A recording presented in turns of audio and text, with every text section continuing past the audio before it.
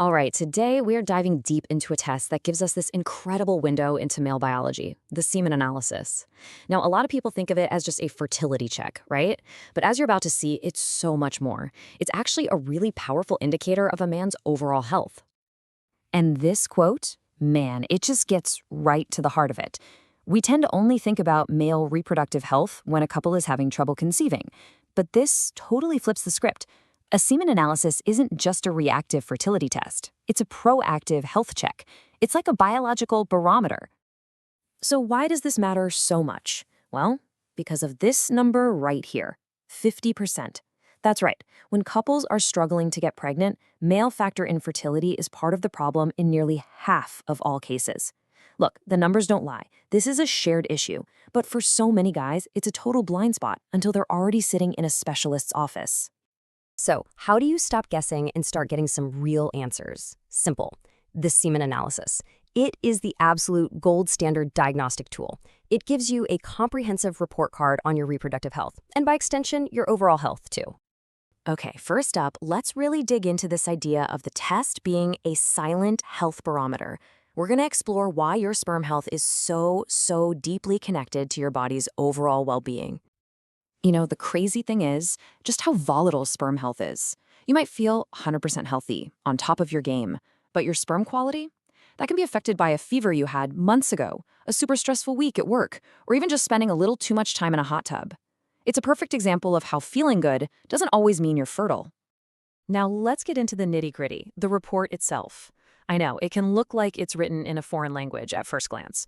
But don't worry, we're going to break down all the key metrics so they make perfect sense. This is where the real story is. First up, the big one, sperm count and concentration. This is basically the sheer number of sperm in your sample. And yeah, technically it only takes one to fertilize an egg, but you gotta remember, that journey is an absolute marathon with tons of obstacles. So a higher count, we're talking over 15 million per milliliter as a good starting point, it just massively increases the odds that enough of them will actually make it to the finish line. But hey, a huge count is only half the battle. The next critical piece of the puzzle is motility, which is just a fancy word for how well they can move. They have to be strong, forward-moving swimmers to get where they need to go. I mean, if they're just swimming in circles or not moving at all, their numbers don't matter one bit. And honestly, this is one of the most common roadblocks we see. And I love this quote because it just nails it. It's the perfect way to think about it. You can have a massive army, but if your soldiers can't march forward, you're not going to win the battle. It's that simple. Count and motility have to work together. Okay. Now let's talk about the quality control check morphology. This is all about the shape and structure of the individual sperm. See, an abnormally shaped sperm might not be able to penetrate the egg. But even more importantly, its shape can tell us a lot about the quality of the DNA it's carrying inside.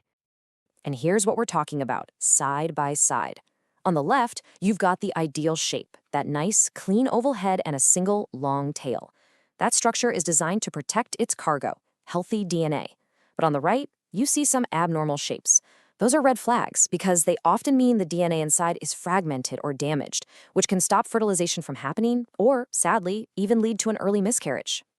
And beyond those big three, the report looks at other really important vital signs. The volume of semen matters for transport. The pH level checks if the environment is friendly or hostile, because if it's too acidic, it's lights out for the sperm.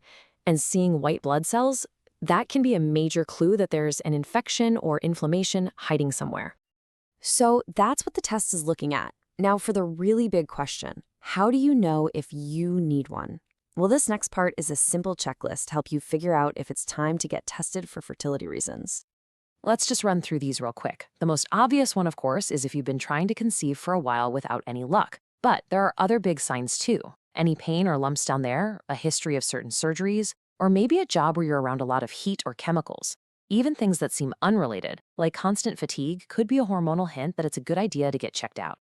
But like we said right at the beginning, this isn't just about making babies. Not at all. Now we're going to look at some really important reasons to get tested even when you're not actively trying to start a family. And this is so important. After a vasectomy, a semen analysis is an absolute must to make sure it worked. It can also act as an early warning system for other health issues. Or, hey, maybe you've been cleaning up your diet and hitting the gym. This is a way to get real biological feedback on those changes. And of course, it's absolutely essential before you freeze sperm for the future. Okay, so maybe you've decided to get the test. What actually happens? This last section is all about demystifying the process, from how to prep to what happens after you get the results. The goal here is to take away any anxiety you might have about it. The prep is actually pretty simple. You'll need to follow a specific abstinence window, usually about 2 to 7 days, to get the most accurate sample. You'll also want to stay away from things like alcohol right before the test. And this is a big one. If you're sick, especially with a fever, just reschedule. A high body temperature can seriously tank your results. Now, this might be the single most important message in this entire explainer. If you get your results back, and they aren't what you were hoping for, it is absolutely crucial that you remember this. One test is just a snapshot in time. It is not a final verdict. And here's the amazing biology behind why you shouldn't panic. Your body is constantly making new sperm, and a full regeneration cycle takes about 72 days. Now that's incredibly powerful, because it means that a poor result can often be improved, sometimes dramatically, just by making positive lifestyle changes over a couple of months. So the key is to think of your results not as an end point, but as a starting point. They give you a clear path forward. For a lot of guys, simple lifestyle changes are all that's needed. For others, the results might point to a medical issue that can be treated, or maybe the need to see a specialist. The report isn't a dead end, it's a roadmap. And that really brings us to the ultimate takeaway here. It all comes down to this.